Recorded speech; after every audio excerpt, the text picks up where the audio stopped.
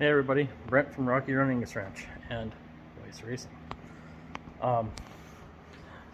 First video solely about racing, I guess, on the old YouTube channel. But I just figured we'd do a little walk around of our wingless sprint here. And this car is going to follow the UMSS rules. I will be running in the Western Renegade class in Central North Dakota. And I'm stoked. But anyways, let's I'll quit showing you my ugly mug. There she is. I guess talk about it a little bit. The powder coat, it's a 07 Schnee chassis, Brian Schnee. He's now working for Eagle. Still builds his own chassis, but he is works for Eagle. Eagle Motorsports, Speedway Motors. Anyways, I had last fall, I took it down to Bismarck and had a welder powder coater. He added in the Outlaw bars.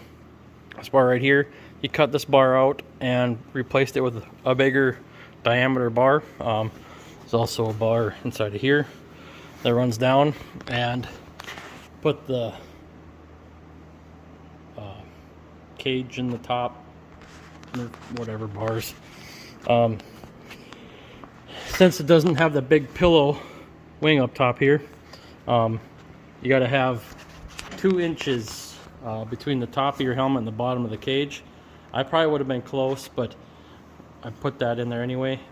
In the event that you're ever on your side and somebody were to hit you from the top, it kind of will help keep front bumpers from coming in and smack you in the top of the head. So anyways, the color is Illusion Orange Cherry. It looks burnt orange in the light, as you can kind of see. Right here, it kind of looks a little bit brighter. Up there, it looks a little darker. And in the kind of in the shade, or when it's not quite so light out, it looks cherry red. It's pretty cool. There's the Schnee name. I am working on getting some sponsors lined up yet, and we are going to I gotta send everything into the company to do a wrap for it, the vinyl wrap. Just put this panel on. It's a little different arm guard. Had to kind of trim it out to go around. This is also one of the Outlaw update bars. Put this panel on, trimmed it around that, built my own visor there, some race car tin. Added these panels here. It just kind of cleans it up a little bit. What else? It's got a Winters rear end in it, 411 gears. It's a quick change. It's a 411 base rear end. You put your own gears in there to change it to whatever you want. It's pretty slick. There will be some more videos coming on that, I'm sure, at some point. As you can see, I got the hubs off of it right now. I pulled them off, so I want to check the bearings because they were kind of loose. Well, the bearings and everything looked good. In fact, they looked like they were just packed before it was put back together. They just weren't tight. So, the tightener system on here, I'm not super impressed with. It's got this guy here. It's got the little tang there to go inside of the channel on that. And you turn this nut on there, and then you just bend over the tab into that channel. Not real crazy about that. Winters, the same company that builds the rear ends, they build spindles and hubs and all that stuff too. They got a nice nut system that goes on there. Turn it on, you tighten it up. There's another plate that goes over the outside. Kind of looks like that one, but it's got a whole bunch of holes, and you just put a couple Allen head screws in wherever you can find the nearest one when you put it all together.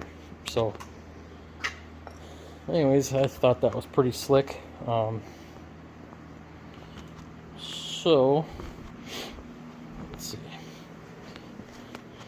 It's got a KSC full steering box. I went with the Butler built Easy Sprint Series seat. She's a snug fit in there. I'm not a huge guy, but I'm not a little guy either, and it's snug. So I'm looking forward to it though. Everybody that you talk to that runs them says they are the most fun you can have with your clothes on. So looking forward to it. Still got a ways to go yet. My engine, we will be running a LS engine in this. You can run the GM 53 LS, the iron black with the aluminum heads. It's basically 9.5 to 1 compression engine, the same thing you would run in like a B mod. So with the LS, you can go to like a 600 max lift cam. So having that cam put in, lifters, I think he's going to change the lifters, valve springs. He just called me on Thursday and said the lifters were a little icky, but these LS engines in these things, man, it's awesome. It's amazing how they last. One of the guys that puts on the series here, he bought his engine, I think there's like 150-ish thousand miles on it when he bought it. He didn't do anything besides change the cam, the lifters, or in the valve springs, sorry, cam and the valve springs. Put aluminum intake on it, carburetor on it. It's got to run on alcohol, pure methanol. He ran, what the heck was it?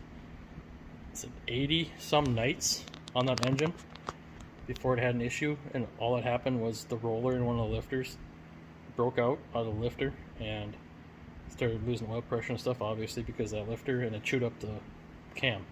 Otherwise the bottom end of the engine looks perfect yet. So it's crazy how bulletproof those LS engines are. I know they're popular, everybody's using them now for swapping engines and stuff like that, and they're a solid motor, they really are. So anyways, just a little introduction, I guess, and we will be getting at it some more. So should have that engine back in a week and a half, 2 weeks or so, and we'll be putting that in. I'll probably have my brother, my good buddy, come down and help me with that, and we'll maybe try to do a video on that when that comes in. And after that, it's go time. I think test and tune is 5-6 weeks away, so it's coming fast. It's already, I think today's March 6th, so who'd have thunk it. Anyway guys, sorry I'm moving around so much, probably make you sick. We will, I'm going to cut it off there. There's going to be more videos coming, especially once we actually get to racing and rolling this thing down the track and the road around here to get her tuned up and working right. So anyways, take care, and we'll catch you next time.